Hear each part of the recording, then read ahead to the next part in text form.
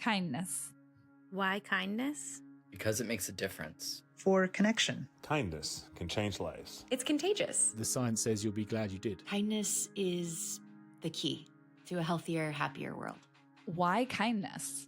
While no one answer is the same, one thing is clear. Kindness is something we all know, but do we know why it matters? I'm your host, Jaclyn Lindsey, co-founder CEO of kindness.org, and you're listening to Why Kindness. Hello, kind makers, and welcome to another episode of the Why Kindness podcast. This is an incredibly special episode. For those of you who are longtime listeners, you know that this season has been sponsored and made possible in honor of Sandra K. Wasserman. Sandy Wasserman was a beautiful and brilliant soul who left kindness everywhere she went with all those she encountered. And the family who made that possible is with us today. In fact, it's her grandchildren, Bret and Blake Glasser, joining us as guests on this episode. We're going to dive into why kindness matters to them, what they learned from their grandma, and how they're living a life dedicated to kindness in her honor. With that, I'm thrilled to welcome Bret and Blake to the show. Hi, guys. Hi, Hey. thank you so much for having us today. Hey, Jaclyn. Thank you for having me. Hey, it's my honor. Thank you for being here. For our listeners, where are you calling in from? We're from New York City today. Okay. All right. Amazing. We open every show with the same question. Why kindness? Blake, I'm going to have you start us off. What would you say to why kindness? Well, I think kindness to me means showing up for others in a genuine and thoughtful way.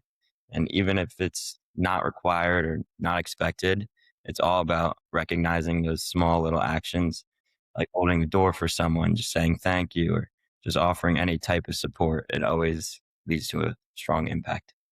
Love that. Thank you. And Bret, why kindness? Going off of what my brother shared, I think I am really fortunate enough to have seen the impact that kindness has, both through my grandma, who my brother and I refer to as Softa, and my mom as well. I've grown up living up to like their values of kindness. And I see the way that they lead the world, through the way that they act towards one another, and putting others before themselves, which is an act of kindness. And as an older sister, I also hope to lead the way for my brother, by showing up for the world and doing kind acts of goodness for each other. Beautiful. Thank you. I love that. Thank you both. We're going to start with what we call like our lightning round, where I just ask you questions and you can respond with whatever comes to you right away. So no wrong answers. And I'll call on each of you. So that way we make it easy on who I'm going to first. So Bret, how would you define kindness in one word? In one word, I would describe kindness as powerful. Love that. Blake. I would describe kindness in one word as thoughtful. Love it. What I love about this question is we never get the same answer. I don't think anyone has ever said powerful or thoughtful, and that's what's so amazing about it. Thank you. Okay, Blake, if you could get everyone around the world to do the same kind act at one time, what kind act would it be? Keep it simple. I think just say thank you. Hear, hear. Bret. It's a good question. I think if I wanted everyone to do one kind act, I would tell each person, and this is like kind of something that would be more individualized towards each person in the world, but it would be to do one thing that you wouldn't typically do in your normal day that would make the world a better place. Love that. What do you think you would do? Like one thing you wouldn't typically do? One thing that I think I wouldn't typically do that I would want to do would be maybe instead of throwing away my leftover food that maybe I didn't finish at a restaurant with my friends, I would take the leftovers and give it to someone who can't afford the same access to food as I can. Love that. Thank you. Blake, what are you reading right now or listening to if you listen to audiobooks? I'm reading The Great Gatsby, which classic. It's a classic. And I'm also in a storytelling English class right now. So we're going over all of the old fairy tales like Snow White, Cinderella, Sleeping Beauty, and just learning about not really the Disney version, but just the history behind all of these old tales and kind of how the origin of each tale came about. Is there anything you've learned that you could school us on the audience on? I've actually learned that all of these tales have a lot more violence than we think, and how the Disney versions kind of made it more uh, for like children and changed the entire audience. Hmm. While there's a lot of death and violence behind all kinds of tales, so it's interesting, and I did not know that. not much kindness behind the original stories. No. Okay. Oh. Yeah, thank you. Brett, what about you? Well, my family and I, we just took a recent trip to Amsterdam. And before I had gone to Amsterdam, I was reading the diary written by Anne Frank. And when I went there, I wanted to reread the diary after leaving it because I feel like I was really able to experience firsthand the circumstances and the places that she was living in. And so now I felt after reading it, have been there, I had this like new perspective on really the life that she'd been living in these like very, very tight quarters. And I have a new appreciation for the strength, the resilience that she had. She was an incredible young woman. She unfortunately died at such a tragic young age, but I was really able to see her dedication to wanting to do good in the world. And I think she would be extremely proud of the impact that she has made on generations and generations to come through her written words. It's beautiful. Thanks. If kindness were a song, to go a little lighter, what song would kindness be? I'll start with you, Brett. I think that if kindness were to be a song, it would be Perfect Day. It's basically all about like how it's like a perfect day and nothing can go wrong. And I think when you have that mindset that something's going to be perfect, or you are going in with like the best intentions, like that's really when you can do the best in the world. And through that mindset, that's kind of where you can show up through acts of kindness. So it's called Perfect Day by Hoku. Hoku. Okay. Yes. Thank you. Blake. I think that's a great question. I think a song that resonates to kindness for me is Back Together by Jack Johnson. I think it connects to kindness in a really simple but powerful way, because the lyrics are all about treating people with understanding instead of judgment. I love that. We started like a playlist off of these answers, so we'll add both of really? those. Yeah. And it's same thing. There's never been a repeat of the same song. And it's such a Wow. powerful playlist of how people, because music, it speaks to us. You know, it's one of those universal languages like kindness. So it's always interesting to hear how people feel song translates into kindness. Okay, last thing. What would you want the world to know? If you were going to say anything, any kind of message to people, what is something you'd want them to hear from you? Blake, I'll start with you. I just want to reiterate how important kindness is, because it builds so much, especially trust and connection. And it helps create communities where all people will feel supported and valued and be able to be themselves. Brett? That's a really good point. And I think building off of that, I think it's important for an individual person to know that they can be the change that they wish to see in the world. So if you want to be the person to see change, then you have the power to do so. And my one piece of advice is to really do that through acts of kindness, because kindness could be completely the leading force in doing so. And if you step forward with your right foot, as my grandma would always say, then you're stepping forward with intention and motivation to give back to make the world a better place. Amazing. That was very beautiful. Thank you. Okay, so let's start where it began. If either of you have a first memory of where you saw kindness, witnessed it, learned about it, be it your grandma, your mom, or anyone else, do either of you have a first memory that comes to you from childhood? I'll open it up to either of you. I can share. Okay. Growing up, both my grandma and my mom always left, no matter where they were, with "thank you for your kindness."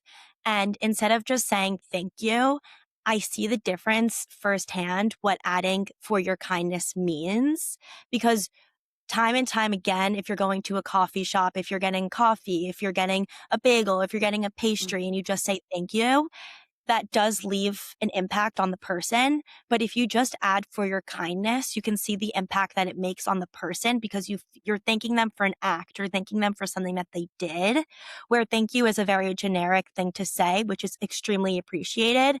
But the kindness part is thanking them for their action and thanking them for their time and putting in that extra effort that they put in for you. And seeing that from such a young age really taught me the importance of what kindness is. And as I got older, I really saw that impact through the way that I made an impact on the world and the way that I treat those who really mean a lot to me. And that's just the way that I really hope to make a difference in the world, is thanking people for their kindness, because I believe that what you give to the world gets reciprocated back to you. Amen. Blake, anything to add? Well, when I was in 8th grade, I had a capstone project where I can do a project on literally anything, and I chose to do it on kindness. And for this project, I studied all of the science behind kindness, and I was fortunate enough to do a project firsthand with first graders, where I came in with an activity. I had about 20 to 30 minutes with them, and I try to have these students do as many small acts of kindness as possible, whether it's just giving someone a compliment, drawing a picture for someone, giving someone a gift, letting them sit with you, smiling, holding a door. There are so many little things. And we were seeing how many these first graders can do, and just seeing like how happy these people were and like the impact it really made on them was truly awesome. So then I got to share that with my whole grade.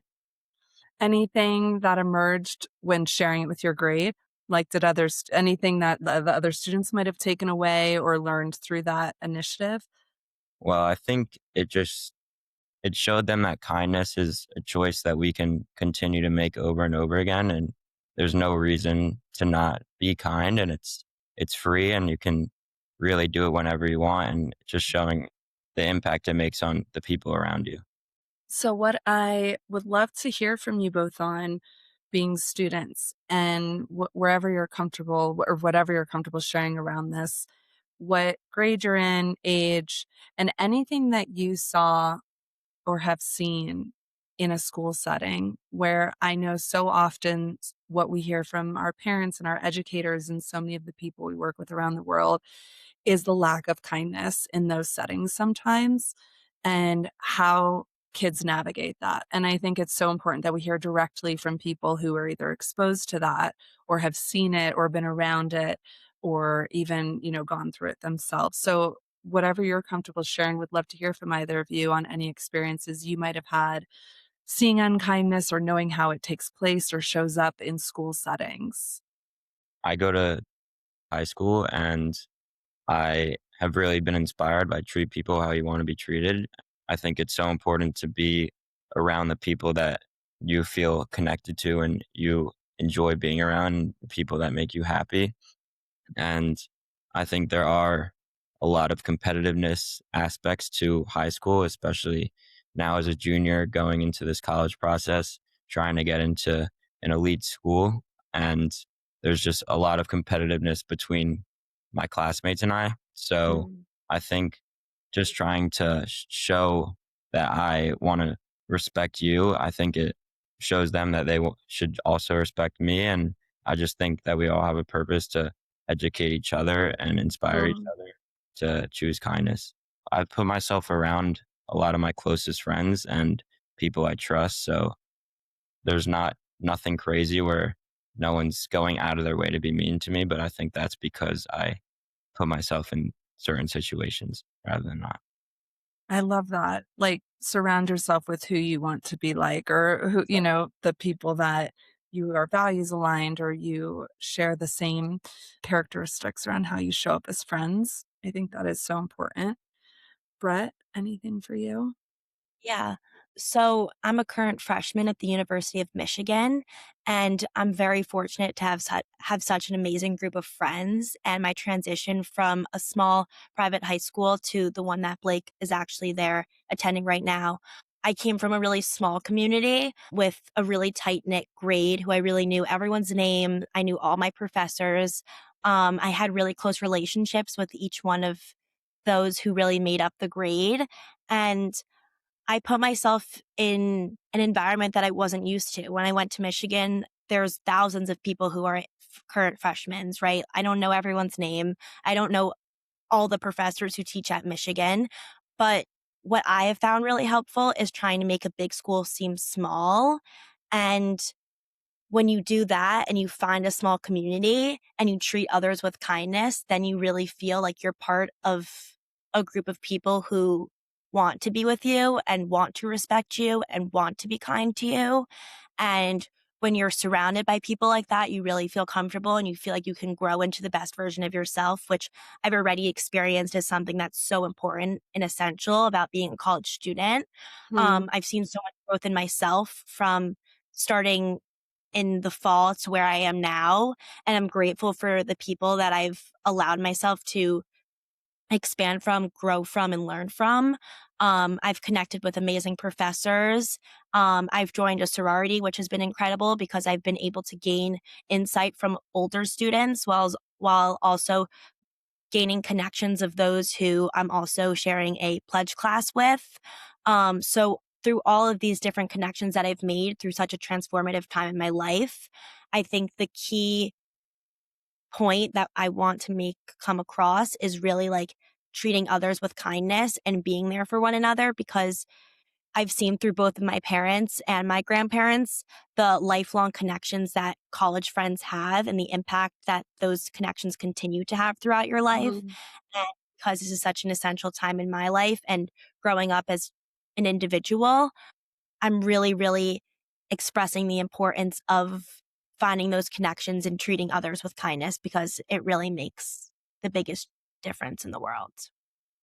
Yeah, I think you're hitting on something that I've been so excited to talk about around like generational kindness, where we learn kindness from our parents or grandparents or family members or caregivers, and how that goes on to shape who we're becoming as we're growing up.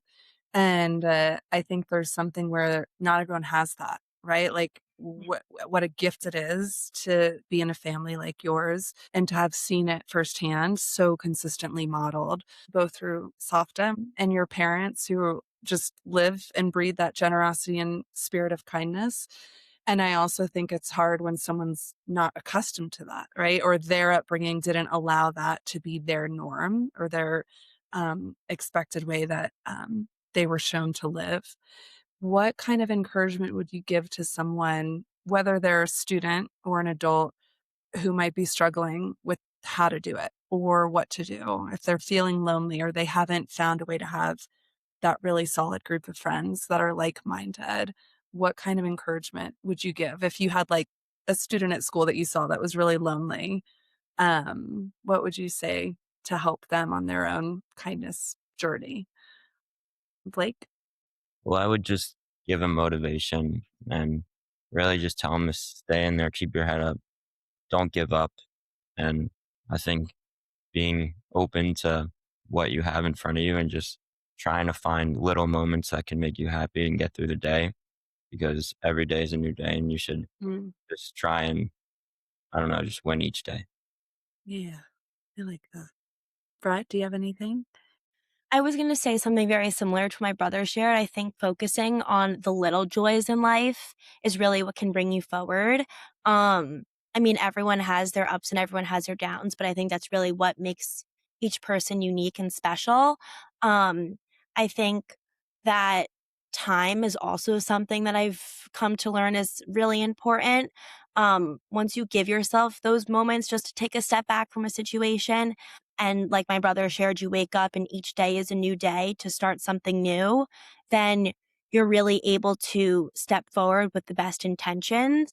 My could be like maybe sit at a different table at lunch that you normally don't sit at, or reach out to a teacher to talk to learn a little bit more about what they do on their everyday life, or reach out to a friend that you haven't gotten a chance to really get to know yet. I think putting yourself and getting comfortable with what might not feel comfortable is something that is not easy to do. And when you feel lonely, that's not what you want to experience. But looking back from the larger perspective and taking a step backwards to see that the impact that can really make can make an impact and a difference in the way that you feel and the way that you lead in the world. So that's really my best piece of advice. It's brilliant. Very good advice. When you look at the bigness of the world, taking us up to, out of everyday life, school, family, community, and then you look at everything happening around the world, how do you hold the tension of kindness against conflict, against evil, against atrocity, against all of these things that are taking place that are very real, very harmful, very hurtful toward people, humanity? How do you think about that? Bret, I'll start with you. I think going off of what my grandma really taught me is that you live each day and you're not going to see that day again. It's a day that you're never going to live again. It's an opportunity for you to step forward and put your best effort forward and be the best version of yourself that you can. I think we are living in a time that the world is changing constantly. You never really know what the next day can bring. But what I really try to hone in on is that you know what you could put into the world, and you're the only one that is in charge of that and has power over that. So it's the way that you want to wake up each day to put on the best look that you can, to make yourself the best version that you can, to make that impact on the world. So that's my goal and intention on that is, yes, even if we're living in a time that's so unpredictable and something that you can't control, what I try my best to do is to focus on the things that I'm able to control. And what I mean by that is focusing on what I can do to bring kindness to the world, to make an impact and to make someone's day that maybe wouldn't have happened if I didn't have that right intention. It's really wise. Thank you. That was beautiful. Blake, would you add anything? Well, I think evil spreads through hurt and fear, and just one negative moment can just lead to another. And it can happen when people feel unseen or when frustration is turning into anger. But I think that kindness interrupts that cycle. And I think one kind act can really shift everything in someone's mind and turn the negativity into something positive. Beautiful, both of you. That was amazing. Blake, thank you. Wow. Both of you. This is so wise and so much to offer. And I just, appreciate both of you and your perspectives. I'd like to hear about your own experience with kindness on the receiving end. So a lot of what you've shared has been how it shows up out in the world or how you've seen it around you. What is the first memory that you have of having kindness done to you? Do either of you have something coming to mind of when you experienced a kind act? It maybe doesn't not even have to be the first, but just a standout memory of when someone really showed you kindness. I remember when I was very young on a baseball team, and I've been playing baseball my whole life, and I've had many different coaches, but there's this one coach in particular that I remember when I play the outfield and there was a ball hit to me in the outfield and I didn't make the play, and it ended up costing us few runs. And I just remember coming back to the dugout and my head was down and I was pretty upset, and my coach came over to me and just encouraged me to keep going. And then I remember I got a hit at the end of the game and we ended up winning. So it was just a moment of just like joy, and just shows that you can keep going and there's no reason to stop just from one bad moment. Yeah, I like that. Bret, anything coming up for you?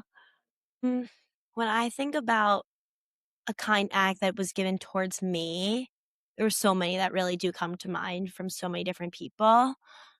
I think what speaks to me the most is also through something that I was really passionate about throughout my whole life was dance. And I was a pre-professional dancer at Steps. And one of my favorite teachers Karen Gale. She is an incredible Wharton teacher, modern teacher. Every month we would have like a quote of the month. And what I found really interesting about dance is like dance is the expression of movement, but it really tells an important story, but without the use of words. So what I found super interesting was like through dance, she would share these quotes and we would take a moment to reflect on them. She would share it in the beginning of the month. And then at the end of the month, we would have an open conversation in a dance class to talk about the importance of the quote. And at the end of the year, for our final performance, she gave us a piece of paper of all of the quotes of the month that resembles the entire year. And I think through that, I was really able to see the important acts of kindness, even though she wasn't necessarily trying to she was trying to make an impact, but she did make that impact because this was several years ago. And now that I'm in college and I'm still remembering moments like these. But for us, it was the way that each quote taught us a lesson. And it seems as though those lessons encouraged you to be kind in the world. I remember saying like one quote was like, try to do something this is like something that I had shared earlier, is like do something that you usually don't do on a typical day. Like I learned that from such a young age from her, because you never know what like stepping out of routine, stepping out of your comfort zone can really allow you to foster in the world.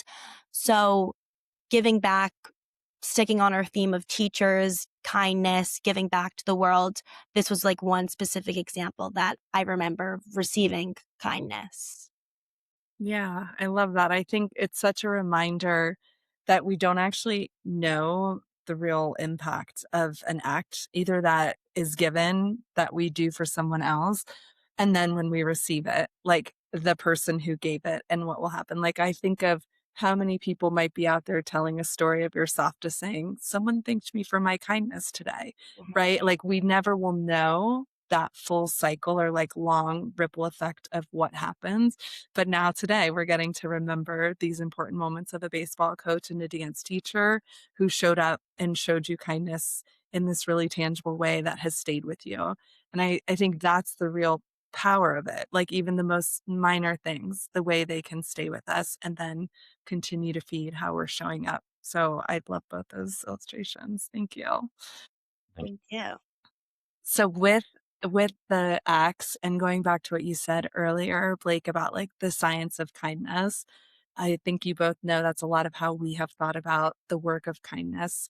It's so much heart. It's so much of just like doing what's right, leading by example, but we've tried to bring in science in a way where anyone who might be skeptical or uncertain that we can show that. And we have done something with our KQ as a really tangible way for people to like learn more about how they're showing up in the world. So I think you both took your KQ. Yes. Okay. So we have two versions out right now. Did you both do neighbor, I'm assuming, or Yeah, did you do neighbor? We didn't okay. do neighbor. I was like, I didn't know if you were working. So. But okay, I actually neighbor. did both, but I Did thought you? that the neighbor was a little bit more Yeah. Yeah. Okay. appropriate for our age. Yes, agree. Okay, so and you both have interesting circumstances. I know, like I've talked to some people in New York City where it's like my neighbor. Like, Yeah. do we know our neighbors in the big building? But okay, so would love to hear your experience taking the KQ if you're comfortable sharing how you did with it, knowing the idea is that it's not stagnant. It's something that we evolve and grow like a muscle. And yeah, just any like feedback to what it was like going through it. Did it bring anything up for you as you were thinking about it? So Bret, I'll start with you. I found it super interesting to kind of reflect on actions that I would do on my everyday life, or not necessarily in everyday life, but just in general. Because we live in an apartment here in New York City and I'm also living in a dorm in college, I kind of did it based off of what I would do for my college dorm neighbor. They're two incredible girls. And I didn't know them before coming to Michigan, but I have fostered a relationship with both of them. And we don't even have any classes together. I really only see them when I come home from a long day of school. But when I see them, they bring such excitement to me. I feel like I've gotten to know them throughout the months of being in college. And you really can experience and firsthand see the impact that coming home to like a nice neighbor has. And through that, I was really able to reflect on how I would give back to them. I scored pretty high, I have to say, on the KQ. I got a 97. Woo! Woo! Which is really high. But I thought it was really fun to take. There were some things that I didn't necessarily think applied to just like the age that I'm at right now. But in general, like, I think I can't remember necessarily exactly what the questions were, but I do remember a lot of them would be like, would you do this to the neighbor? And do you feel like the neighbor would do that back to you? Or if you were in a certain scenario, like, how would you react or what would you do? And like I had mentioned in one of my earlier responses, is that what you give to the world, I believe, gets reciprocated back to you. And I think that looking at it through the perspective of a neighbor is a great model of that example. Love that. Thank you. Yeah. Blake, and no pressure to share your score if you don't want to be competitive with your sister. I think I actually got a 98%. So. Oh! You did it. Yeah, 98%. You actually did. But I think Okay, well, on my coworker one, I got an 100%. Well, if I take the coworker, I'll get 101%. Oh my goodness, I love this. Good. You can't have this without sibling rivalry. So yeah. Okay, Blake, talk us through it for you. I think some of the questions really have motivated me to do more. I was putting very likely for a lot of them, and I think it just shows I was really reflecting on kindness when I was taking it, and I do believe that it has a significant ripple effect because I was reflecting on what my actions did for my neighbor, and I think that a compliment really makes them feel a lot better about themselves, and that can be a chain where they're gonna do a random act of kindness for someone else. So I think every kind act makes a difference, and the only one where I was a little iffy on was, well, if I'll bail my neighbor out of jail. I think that one I actually was thinking for a little bit because it really does depend the situation. But what did they do? It's like, I don't know. Right. Yeah. But other than that, I think most of them were very likely, and I want to make it even more likely for the future. I love it. Do either of you have an example of someone in your building, a neighbor that's done a kind act that really stood out to you? Well, we've had the same neighbors our whole life. So okay. I actually was in the elevator with them today, and they were talking about how little I used to be. And I said that their boys are going to get bigger than me in just a few years. So it's pretty amazing that we have a good relationship with them. That's really special. New York can be hit or miss. I was going to do like a half marathon, and I'll never forget my shoes got stolen from like outside my front door of my apartment building. Like we were in like a locked door building. So like it meant someone within the building took the shoes. It always stood out to me. I was like, why take the shoes? Like again, I had to run my marathon and like, anyway, but so that's like an example where the unkindness, but there's been so many that have stood out that overpower that, of course. But yeah, apartments can be hit or miss sometimes in New York. So I'm glad you got some good neighbors. Yeah, we're on the end, so we only get one neighbor. Okay.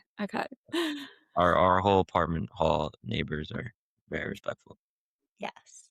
I love that. So we end the show on action, which we'll do in a moment, which is, of course, to honor your beautiful Softa. Before we do, I just want to open it up. Is there anything that you feel like you were hoping to speak to today or that you'd want to share more about or dive deeper into? It can be anything, no limits. Well, I could also share one act of kindness that my neighbor has done to me. Yes. The year that my bat mitzvah was happening, my neighbors actually shared sidors with me and my family, which is an incredible mitzvah that they did. And I was extremely honored that they wanted to be part of something that was so monumental in the time of my life, especially the fact that my bat mitzvah actually happened during COVID, which was a very unique experience for me. I learned a lot during that time, but it was really, really special and impactful that they wanted to be part of something that really meant a lot to me. And I'm very grateful for their act of kindness. I love that. Thank you. Blake, anything? I pulled up my capstone project from 8th grade, and I see on the science behind kindness, I have that I want to put this out that kindness makes people happy, and it's scientifically proven that it reduces anxiety and stress. So if you're kind, it'll be sent back to you. And also how kindness can be hidden. For example, even if you're being kind to someone and the person you're being kind to doesn't respond, that doesn't mean you should stop being kind. So there's no such thing as random kindness. I think everyone should go do an intentional act because every act makes a difference. So good. For those of you who are watching this podcast, I think it's super and powerful to see the connection between siblings like my brother and I, and to see, especially from the perspective of an older sister. I encourage everyone to complete an act of kindness, and to do something in the world that could make not only the person feel good, but also make yourself feel good, because that's just equally as important.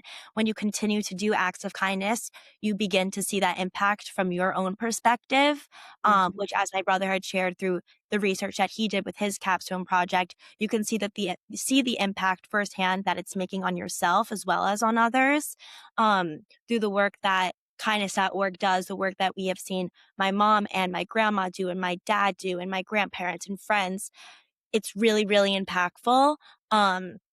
Even just the little acts of kindness, holding a door open, saying thank you for your kindness. I encourage each and every single one of you to say thank you for your kindness, to see the impact that that really does make. And you could really see the change that you want to see in the world by just stepping forward with your right foot and saying thank you for your kindness. Beautiful. Yeah. Bret, I think what you're hitting on is really important for everyone to hear, that I know all of you listening might not have great relationships with your siblings or your parents, or you might not have grandparents, or, like, we're all in a life where it can be very messy, those relationships and those familial dynamics, but it's never too late to change that, and if you are far apart, make that phone call, reach out and let them know you're thinking about them. I think, the time that I've known the two of you, and of course, everything through your mom, especially, just the way it's modeled, and you two have shown this beautiful relationship rooted and anchored in kindness. It's inspiring. And I don't think every family has that. So hopefully people can feel inspired to also think about what it means for their own family life. Yes. So thank you. Okay, so in honor of Sandy, your beautiful Softa, we ask our guests to end by saying thank you for your kindness to someone, and typically ask them to call someone or text someone in real time on the show, so that not only are we ending with action, but we can inspire others to go thank someone for their kindness, just like you're saying, Bret. So would like to invite each of you to think about who you want to thank for your kindness, their kindness, but you'll let them know I'm thanking you for your kindness. And then if you're comfortable, you can call them. I don't know if you've listened to any episodes, but we've had some beautiful things happen when people call someone out of the blue and someone answers and they're like, is everything okay? And they're like, yes, because no one calls anymore. But yes, we can do a phone call, or you can let us know who you want to reach out to or send a message to. In honor of the podcast that we're doing today, I really want to just take a moment to thank my beloved grandma, who my brother and I refer to as Softa. She was the most incredible woman who I've ever known in my entire life. I thank my lucky stars every single day that I was able to have an incredible grandmother like her. She showed up in the world, but didn't only just show up in the world in the sense that she wanted to be there for other people. She wanted to actively help other people, and she wanted to make someone's day by putting out an arm for them if they needed help, if they needed a shoulder to cry on, if they needed some sort of piece of advice. No matter what it was, she was always there for me. I'm fortunate enough to have grown up with her in the sense that she didn't live far away from where my family and I lived. And most of my friends really knew me as having an additional mom. She was there for no matter what it was, a dance performance, a recital, a violin recital, a swim team event, a performance at school. No matter what it was, she was there and she wanted to be there. She wanted to show up for us. So I thank her every day for the life that she has given me. And I am incredibly grateful to have been her granddaughter. And I know that she would be so proud of my brother and I know she's so proud of my mom and the amount and the work that she has put in to being an incredible mom. Thank you. That was beautiful. Okay, Blake, whenever you're ready. I'm going to call my Aunt Randy. Okay. Did you know that was coming, Bret?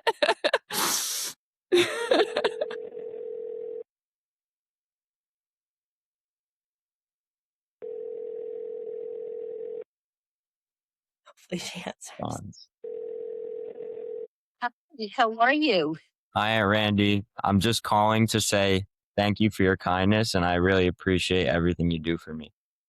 Oh, you're so very welcome, sweetheart. You know, Lester and I think that you're wonderful and amazing, and you care about everybody, and anything we can do to help, we're more than happy. Thank you so much. I love you, Aunt Randy. I love you too, sweetheart. I really, really do. I know we're a distance away and we don't get to see each other that often, but I think about you a lot. And all good thoughts. Love you. Thank you. You're welcome, sweetheart. What are you doing for the weekend? You have plans? Yeah. When's your Just baseball start? yeah. My baseball started this week, but I have practice tomorrow, and then just gonna watch a lot of college basketball. You and Lester? Yeah, me and Uncle Lester. Are you still in it? Not really. No, he's not either. I think North Carolina did him in. Oh, you've been texting Dad a lot about it too. I know. It's a lot of fun. All right. Well, thank you I for. wish you luck. Thank you. Thank you. I love you, sweetheart. Take care, darling. Love you. Love you. Bye. Oh, Aunt Randy. Oh my goodness. That was amazing. Oh. Aunt Randy's our great aunt. Oh, So she's okay. actually my Softa's sister. That was amazing. So, very nice connection there.